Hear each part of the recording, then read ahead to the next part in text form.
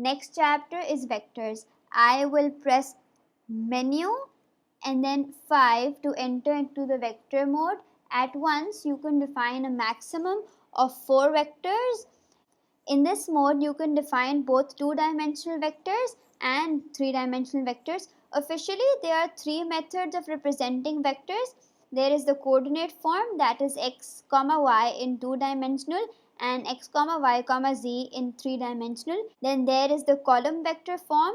If it's 2-dimensional, you write x, y in column form, and if it's 3-dimensional, you write x, y and z in column form.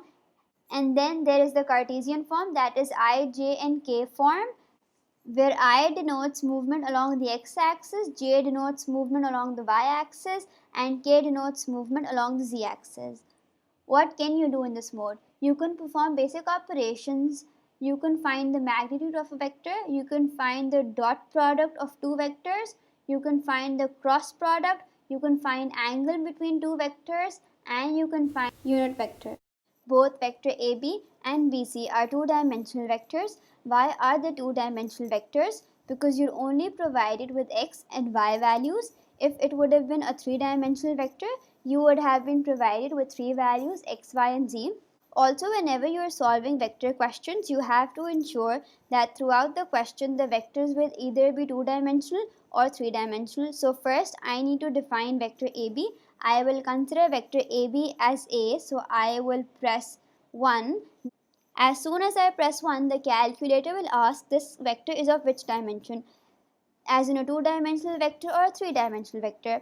Since this is a 2-dimensional vector, I will press 2. Now I need to insert the value, so 12 is equals to minus 35 is equals to.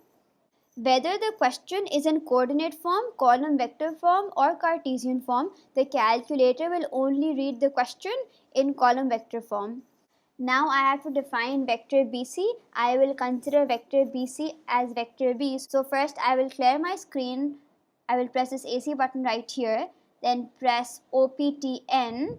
Now I need to define a new vector. So I will press 1. This time I have to define vector B. So I will press 2. Vector BC is a 2-dimensional vector, so I will press 2. Now I need to insert the value, so 4 is equals to 14 is equals to. Now I will clear my screen. Part 1. Find vector AC. In order to move from A to C, you will have to add AB and BC. AB is my vector A and BC is my vector B. So basically I need to add vector A and vector B. So I will press OPTN, select vector 3, which is option 3. So I will press 3 plus vector B. So I will press OPTN, vector B is 4. So I will press 4 and then press is equals to. So my vector AC is 16 minus 21. Part 2. Given that T is the midpoint of BC, find AT. First I will clear my screen. Before we find AT, we need to define BT.